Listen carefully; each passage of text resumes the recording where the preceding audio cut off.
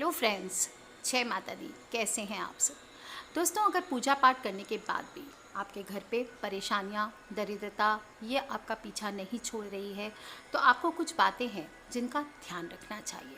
रोज़ाना सभी लोग नियमित रूप से अपने अपने घरों में नहाने के पश्चात पूजा पाठ करते हैं, लेकिन बहुत सारे लोग हैं जो पूजा पाठ नहीं करते, लेकिन कई बार ऐसा होता है वो सुखी होते हैं और जो पूजा पाठ करते हैं वो दुखी हो जाते हैं। उनके जीवन में लगातार असफलता बनी रहती है, यानी उनको किसी भी क्षेत्र में कामयाबी नहीं मिल पाती, दरिद्रता उनका पीछा नहीं छोड़ती। लेकिन ऐसा क्यों होता है? ऐसा इसलिए होता है कि जाने अनजाने हम पूजा पाठ तो कर रहे होते हैं, पर कुछ ऐसी गलतियां कर देते हैं जिनकी वजह से हमें पूजा अर्चना का पूरा फल नहीं प्राप्त होता। हमारे द्वारा की गई गलतियों की वजह से भगवान हमारी पूजा कबूल नहीं करते। अगर आप इन छोटी छोटी बातों का अपने जीवन में ध्यान रखते हैं, अगर आप पूजा पाठ कर रहे हैं, भगवान को मना रहे हैं, तो छोटी छोटी जो भी आपके जीवन में समस्याएं आ रही है उनसे आपको छुटकारा मिलेगा। आपके ऊपर देवी देवताओं की, भगवान की कृपा दृष्टि बनी रहेगी। इस कड़ी में सबसे पहले आपको ध्यान रखना चाहिए कि जो आपने देव स्थान बनाया है वो किस दिशा में है, या किस दिशा में बैठ करके आप अपनी पूजा पाठ को करते हैं, किस प्रकार के आसन पर बैठ के पूजा पाठ को करते हैं, या किस दिशा में मुख करके आप भगवान की मूर्तियाँ या देव स्थान आप स्थापित करते हैं। बहुत से लोगों को देखा गया है कि अपने घर में मंदिर की स्थापना किसी भी दिशा में कर देते हैं। ऐसा आपको बिल्कुल नहीं करना चाहिए। मंदिर के लिए सबसे बेस्ट स्थान है, या जो भी आपका देव स्थल है उसके लिए उत्तर दिशा, पूरब दिशा या फिर उत्तर और पूरब के बीच का कोण ही सर्वश्रेष्ठ माना गया है। अगर आप अपने घर पे मंदिर या बनवाते हैं तो इसी दिशा में आपको बनवाना चाहिए। दक्षिण दिशा हो, दक्षिण पश्चिम दिशा हो, इन दिशाओं में मंदिर नहीं बनवाना चाहिए, नहीं तो इसका उल्टा प्रभाव आपको देखने को मिलता है। इस स्थान पर पूजा स्थल होने से घर में रहने वालों में बरकत होती है, सुख शांति का वास होता है, कलेश का नाश होता है, सुकून मिलता है, धन मिलता है, प्रसन्नता आती है और अच्छा स्वास्थ्य भी रहता है।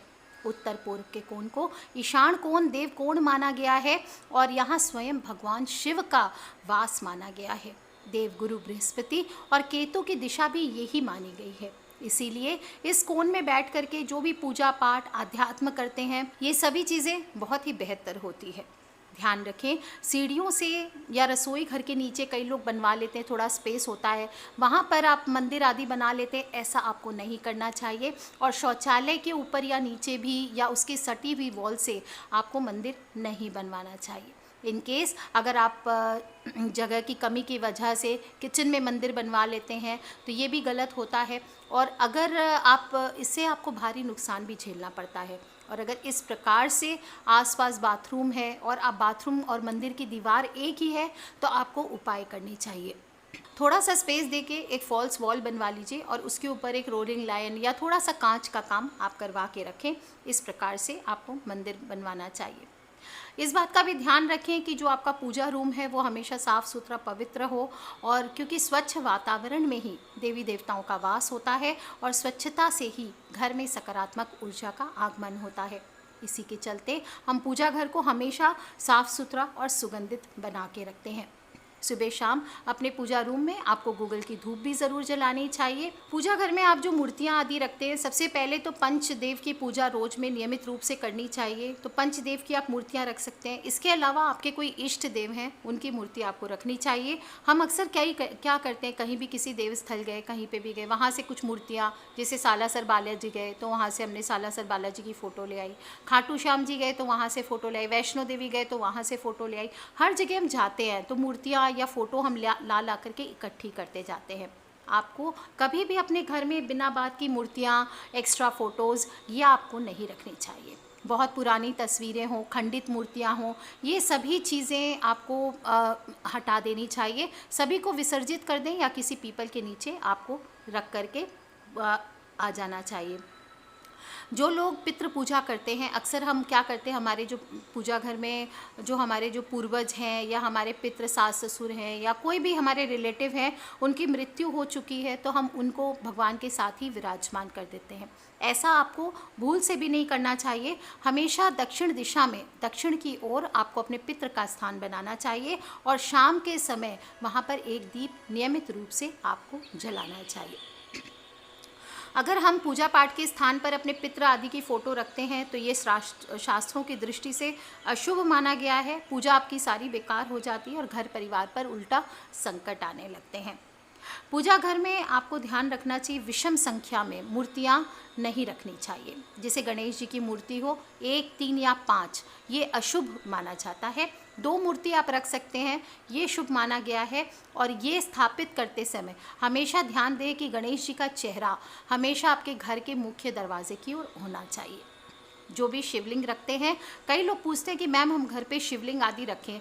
बिल्कुल आप रख सकते हैं, आप चाहे पारद का रखिए, स्फटिक का रखिए, लेकिन जो भी रखेंगे छोटे आकार का रखिए। अंगूठे के आकार का शिवलिंग आपको रखना चाहिए। ज़्यादा बड़ा शिवलिंग घर पे स्थापित नहीं किया जाता। शिवलिंग में अगर कभी क्रैक आ जाए, कहीं से टूट जाए, तो वो शिवलिंग खंडित नहीं मानी जाती है। फिर भी आपको वहम विचार हो तो उसे विसर्जित करके आपको नया शिवलिंग ला के रखना चाहिए। ध्यान रखें, पूजा घर में जो लोग हनुमान जी को विराजमान करते हैं, तो हनुमान जी की मूर्ति आपकी घर पे, आपको पूजा जो स्थल होती है वहाँ पर आपको हमेशा बैठे हुए हनुमान जी की फ़ोटो रखनी चाहिए। इसी प्रकार जो गणेश जी लक्ष्मी जी भी विराजमान करते हैं, वो चलते हुए गणेश जी लक्ष्मी जी, खड़े हुए लक्ष्मी जी गणेश जी आपको नहीं विराजमान करने चाहिए। हमेशा बैठे हुए देवी देवता ही विराजमान करने चाहिए। और बजरंगबली शिव जी के ही अवतार है, इसलिए इनकी भी शिवलिंग की तरह एक मूर्ति आपको रखनी चाहिए। और कपल्स जो भी हैं वो अपने बेडरूम में कभी भी हनुमान जी की मूर्ति इधर उधर आपको नहीं रखनी चाहिए। जो लोग भी करियर आदि के लिए करना चाहते हैं, मैं अक्सर बताती हूँ कि फ्लाइंग हनुमान जी की पूजा करें। तो फ्लाइंग हनुमान जी की आप मूर्ति स्थापित कर सकते हैं या फ़ोटो स्थापित कर सकते हैं। वो उत्तर दिशा में करनी चाहिए और ध्यान रखें उनकी नज़र जो है वो दक्षिण दिशा की ओर देखनी भी होनी चाहिए। इस प्रकार से आपको विराजमान करना है।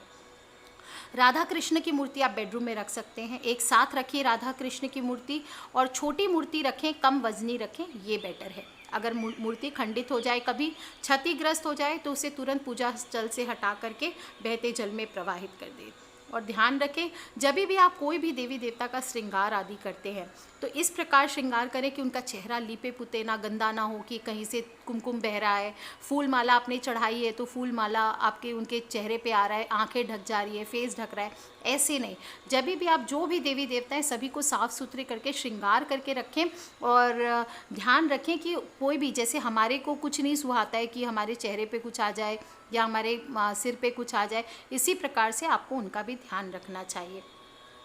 कभी भी पूजा करते वक्त जब आप चावल चढ़ाते हैं तो अक्षत आपको चढ़ाने चाहिए, यानी कि अखंडित चावल आपको चढ़ाने चाहिए। बेहतर होता है कि जो भी कृष्ण भगवान के या उनके परिवार की पूजा करते हैं तो हल्दी में भीगे हुए चावलों का उपयोग करें, और या फिर आप केसर में रंग करके चावल अपने पास रख सकते हैं, वो आपको शिवलिंग आदि पर भी चढ़ाया जा सकता है।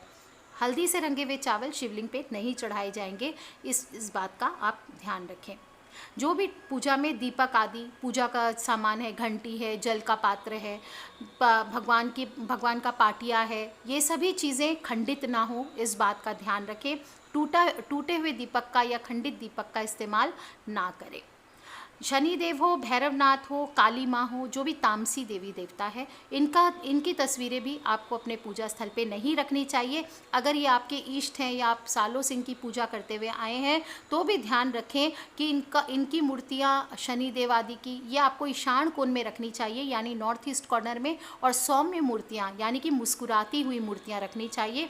रोरिंग टाइप की या क्रोधित टाइप की फ़ोटोज़ आपको घर पे नहीं रखनी चाहिए। कोई भी रौद्र रूप आपको देवी देवता का पूजा घर में नहीं रखना चाहिए।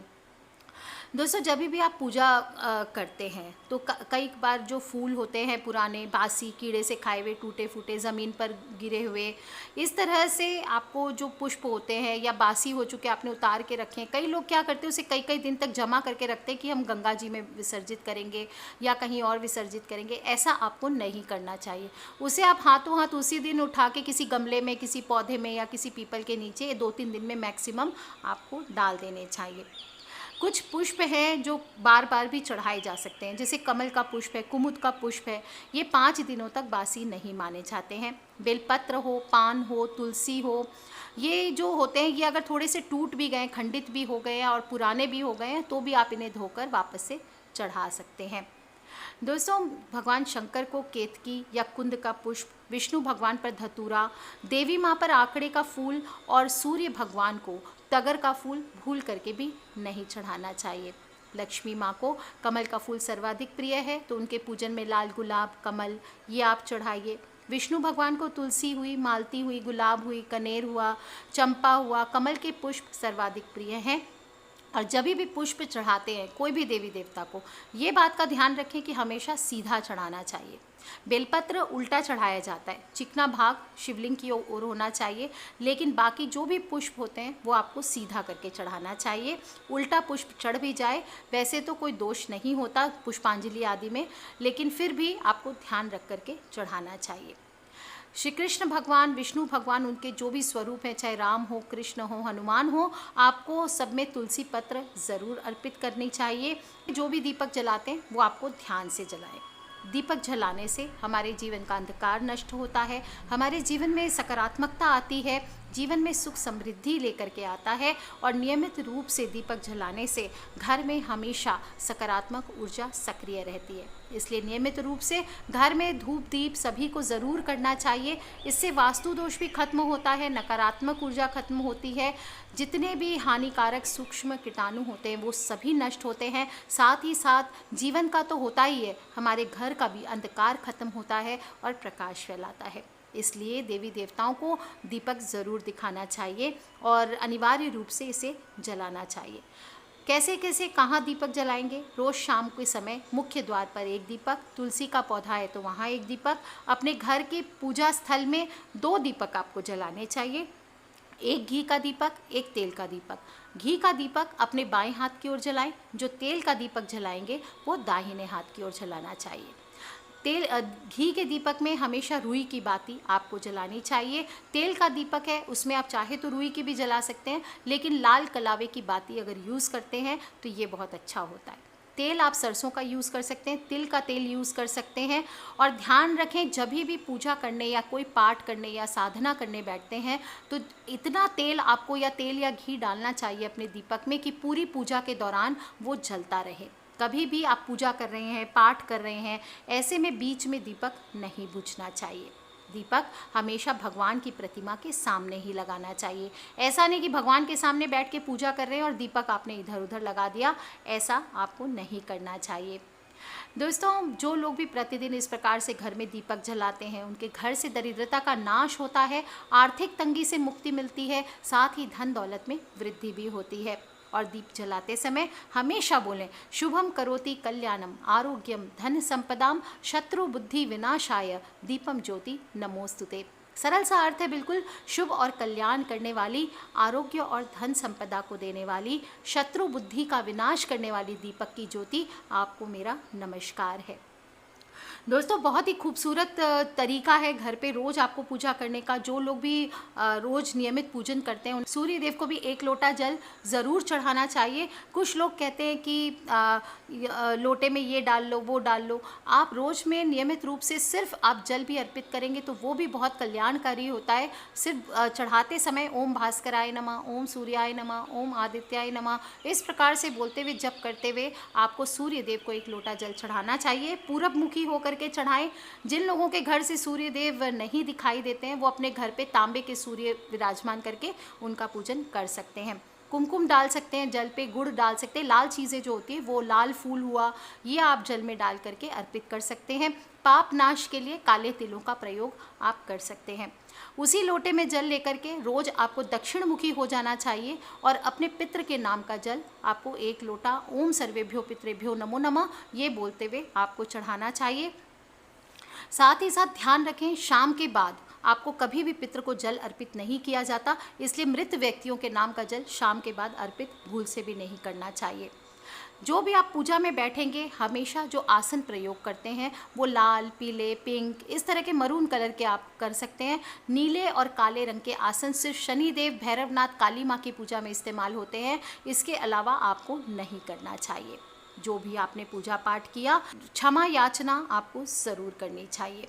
कुछ भी हो जाए आप देवी देवताओं से अपराध के लिए क्षमा मांगे और अपराध सहस्त्राणी क्रियंते निशम मया दासो मयति मांग मत्वा क्षमेश्वर परमेश्वरा गतम पापम गतम दुखम गतम दारिद्र्य मेव च आगतः सुख संपत्ति पुण्योहम तव दर्शनात्। इस मंत्र का आपको जप करना चाहिए।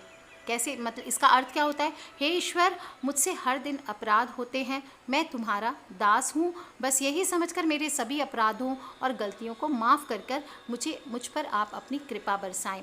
मुझे वरदान दें कि आपके दर्शन करने से मेरे पापों और दुखों का नाश हो। इस प्रकार से दोस्तों आपको रोज़ पूजन करना चाहिए। साथ ही साथ अपने घर में शाम के समय तुलसी पूजा ज़रूर करना चाहिए। कुछ लोग कहते हैं कब लाए तुलसी का पौधा, तो बृहस्पतिवार का दिन बेस्ट होता है और पौधे को घर के आंगन के बीचों बीच लगाना चाहिए। वैसे सोने के कमरे में, बालकनी में भी लगा सकते हैं और ऐसे ही व्यवस्था करनी चाहिए कि आप उसकी परिक्रमा कर सकें। रोज़ शाम को आपको तुलसी के पौधे के नीचे रविवार का दिन छोड़ के घी का दीपक नियमित रूप से जलाना चाहिए। और अगर आपके पास गार्डन है तो उसे उत्तर दिशा में या ईशान कोण में या पूरब की ओर आपको इसे स्थापित करना चाहिए। तुलसी के पत्ते जो लोग तोड़ते हैं उन्हें हमेशा सुबह के समय ही तोड़ना चाहिए, शाम के समय तुलसी के पत्ते ना तोड़ें, इस बात का ध्यान रखें। और भगवान विष्णु और इनके अवतारों को तुलसी दल ज़रूर चढ़ाना चाहिए। शिव परिवार को गणपति देव, शिव जी, कार्तिकेय, माँ दुर्गा, इनको तुलसी पत्ता नहीं चढ़ाया जाता और तुलसी पत्र बासी नहीं होता, आप इसे धो करके वापस चढ़ा सकते हैं।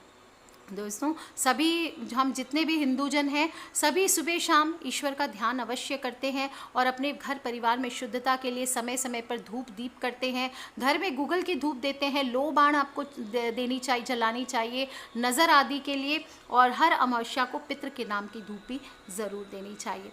छोटी छोटी चीज़ें हैं, अगर हम केयरफुल रहते हैं तो जो भी हम पूजा पाठ करते हैं, हम अगर बैठ के 2 माला का जप कर रहे हैं, 100 माला का जप कर रहे हैं, लेकिन सच्चे दिल से हमने अगर 1 माला का भी जप नहीं किया तो हमारी पूजा पाठ बेकार होती है। इसलिए जितनी पूजा करें लिमिटेड करें, लेकिन अच्छे तरीके से, कायदे से, नियमित रूप से करिए और फिर देखिए कैसे सभी देवी देवता आपकी मदद के लिए खड़े रहते हैं। दोस्तों हर परिवार में सुबह शाम भगवान की पूजा ज़रूर की जाती है, लेकिन जो नियम है उन्हें बिना फॉलो किए करने से कई बार हमें नुकसान झेलना पड़ता है, हम गलतियां कर बैठते हैं। और इन गलतियों से बचने के लिए ये वीडियो आप भी ध्यान से सुने और अपने फ्रेंड्स, फैमिली, मम्मी पापा, भाई बहन, बच्चे सभी लोगों से इसे शेयर करें ताकि वो भी जो छोटी छोटी गलतियाँ करते हैं उन्हें आगे जीवन में ना दोहराएं। अपने फ्रेंड्स, फैमिली, मम्मी पापा, भाई बहन, बच्चे सभी लोगों से इसे शेयर ज़रूर करें। और हाँ दोस्तों, खिलखिलाते रहे, मुस्कुराते रहे, सब्सक्राइब करके रखें ताकि आने वाले वीडियो से आप और मैं कनेक्टेड रह सकें। Love you all friends, take care. जय माता दी, बम बम भोलेनाथ की।